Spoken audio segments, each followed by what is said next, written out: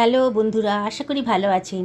বুঝতেই পারছেন আজকে একটা আমের রেসিপি নিয়ে এসে হাজির হয়েছি। তেল ছাড়া, রোদে দেওয়ার ঝামেলা ছাড়াই একটা আমের মিষ্টি আচার বানাবো। এত সোজা যে আপনারা এটা বানিয়ে সারা বছর সংরক্ষণ করতে পারেন। এখন তো আম অনেক সস্তা হয়ে গেছে, গরমকাল, তাই বাজার থেকে আম নিয়ে এসে এই রেসিপিটা অবশ্যই বাড়িতে বানিয়ে ফেলুন। আমার মতো করে বানান, একেবারে এই স্বাদ আপনারা জীবনেও ভুলতে পারবেন না। অনেক আমের আচার খেয়েছেন, এরকম আমের আচার আশা করি আগে কোনো দিনও খাননি। আমি 1 কেজি মতো আম নিয়ে নিয়েছি। আমটাকে ধুয়ে পরিষ্কার করে নিয়েছিলাম। আমের খোসাগুলো আমি কেটে বাদ দিয়ে দিয়েছি। ছুরি দিয়ে সাইড থেকে পাতলা পাতলা করে কেটে নিচ্ছি। দেখুন আমি কীভাবে কাটছি। আপনারা ইচ্ছে করলে এটা বটিতেও কাটতে পারেন। সাইড থেকে খুব পাতলা পাতলা করে কেটে নিচ্ছি আমগুলোকে।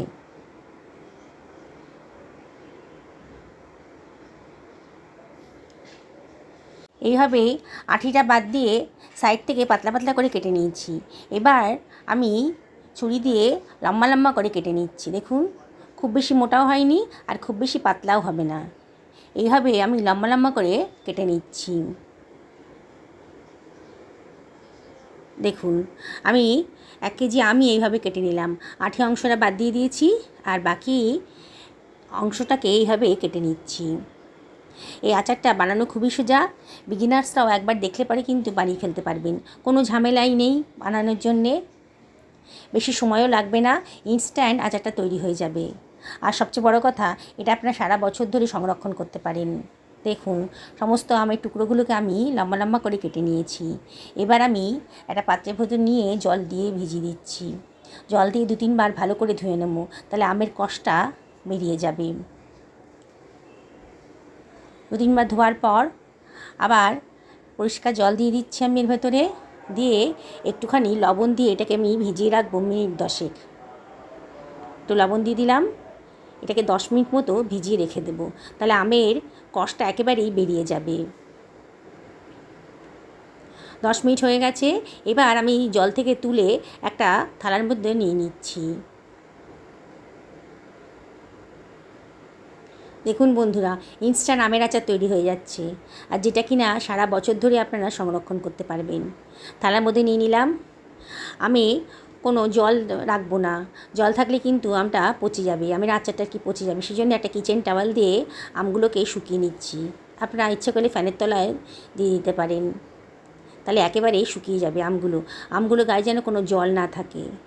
দেখুন আমগুলোকে আমি ভালো করে শুকিয়ে নিচ্ছি কিচেন টাওয়াল দিয়ে। এবার একটা কাচের পাত্রের ভেতর নিয়ে নিচ্ছি আমগুলোকে। এবারে আমি এর ভেতর দিয়ে দিচ্ছি হাফ বাটি মতো চিনি। হাফ বাটি একটু বেশি হবে চিনি দিলাম। চিনিটা আপনার নিজেদের পছন্দ মতো দেবেন, খুব বেশি দেওয়ার দরকার নেই আর খুব একটা কমও দেবেন না। আমি একটু টকটক রাখবো বলে একটু কমই দিলাম। এবারে এর ভেতর আমি দিয়ে দিচ্ছি সামান্য একটুখানি লবণ, এই 1/4 টেবিল চামচ মতো লবণ দিয়ে দিলাম। দিয়ে এটাকে আমি মাখিয়ে নিচ্ছি। চিনির সাথে লবণের সাথে আমের টুকরোগুলোকে ভালো করে মাখিয়ে নেব। খুব আলতো হাতে করতে হবে, আমের টুকরোগুলো যেন ভেঙে না যায়। একটু নাড়াচাড়া করে দিলেই চিনিটা কিন্তু গলতে শুরু করে দেবে, তাই হালকা হাতে একটু নাড়াচাড়া করে দিচ্ছি।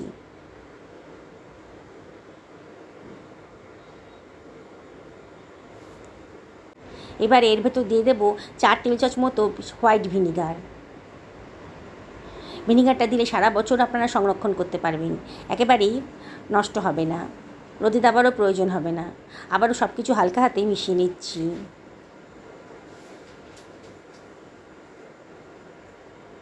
এটা খুব যত্ন করে করতে হবে আর খুব হালকা হাতে করতে হবে, জোর দেওয়া যাবে না।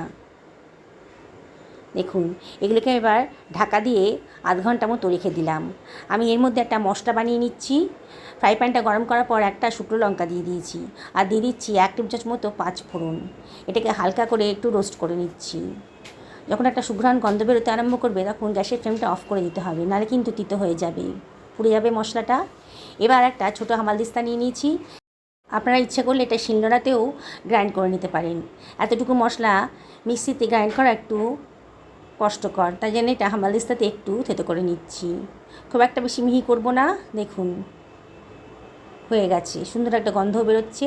আমি 4টে শুকনো লঙ্কা নিয়ে নিয়েছি, লঙ্কার বোটাগুলোকে আমি বাদ দিয়ে দিচ্ছি। এবার লঙ্কাগুলোকে আমি কাঁচি দিয়ে খুব ছোটো ছোটো করে কেটে নিচ্ছি। দেখুন,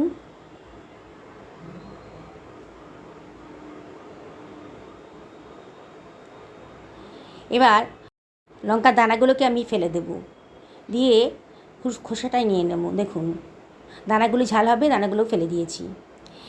আমার আধ ঘন্টা মতো হয়ে গেছে। দেখুন, চিনিটা কিন্তু মোটামুটি ভালো মতনই গলে গেছে। এবার একটা ফ্রাই প্যানের ভেতর আমি নিয়ে নিচ্ছি। নিচের চিনিটা অতটা গলেনি, নিচের চিনিটা একটু শক্ত ছিল। এবার সব কিছু আমি ফ্রাই প্যানের ভেতর দিয়ে দিচ্ছি। এবার এটাকে আমি গ্যাস ওভেনে বসিয়ে দেব। এবার গ্যাসটাকে চালু করে দিলাম, হাই ফ্লেমেই রেখেছি। প্রথমে বেশি নাড়াচাড়া করব না, হালকা হাতে একটু নাড়াচাড়া করে দেব। হাই ফ্লেমেই রেখে দিয়েছি। চিনিটা গলতে শুরু করে দিয়েছে, 5 মিনিটের মধ্যে ফুটতে শুরু করেছে। দেখুন, খুব হালকা হাতে নিচ থেকে একটু নাড়াচাড়া করে দিচ্ছি, যাতে আমের টুকরোগুলো ভেঙে না যায়। ভেঙে গেলে দেখতে ভালো লাগবে না, স্বাদ কিন্তু একই থাকবে, কিন্তু দেখতে খুব একটা ভালো লাগবে না। সেই জন্যে খুব হালকা হাতে করতে হবে। আমি হাই ফ্লেমেই রেখেছি আর আলতো হাতে নিচ থেকে একটু নাড়াচাড়া করে দিচ্ছি। এইভাবে আমি আমগুলোকে সেদ্ধ হতে দেব। দেখুন, অনেকটা কিন্তু চিনির রসটা শুকিয়ে এসছে। এবার আমি দিয়ে দিচ্ছি 1/4 টেবিল চামচ মতো হলুদের গুঁড়ো আর 1/4 টেবিল চামচ মতন লঙ্কার গুঁড়ো, জাস্ট কালারের জন্যে। খুব সুন্দর দেখতে লাগবে। আবারও হালকা হাতে এগুলোকে মিশিয়ে নিচ্ছি। দেখুন, এইভাবে একটু নাড়াচাড়া করে দিচ্ছি, যাতে রঙটা আমের গায়ে ভালো করে লেগে যায়। দেখুন, আস্তে আস্তে কিন্তু আমের কালারটা চেঞ্জ হয়ে গেছে, দেখতে কত সুন্দর লাগছে।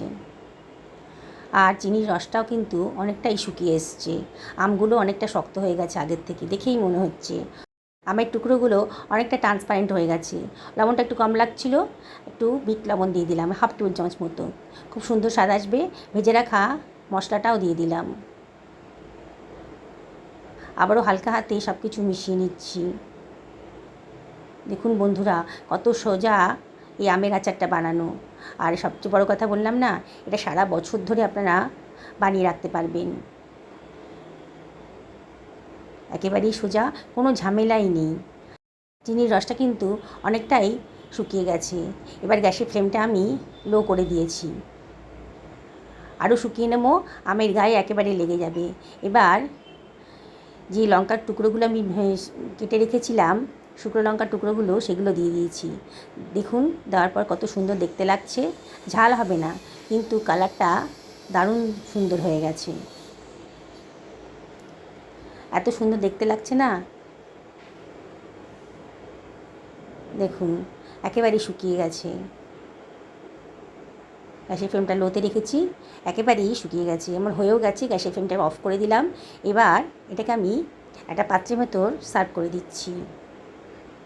বন্ধুরা, রেসিপিটা ভালো লাগলে পরে একটা লাইক করবেন আর অবশ্যই কমেন্ট করবেন।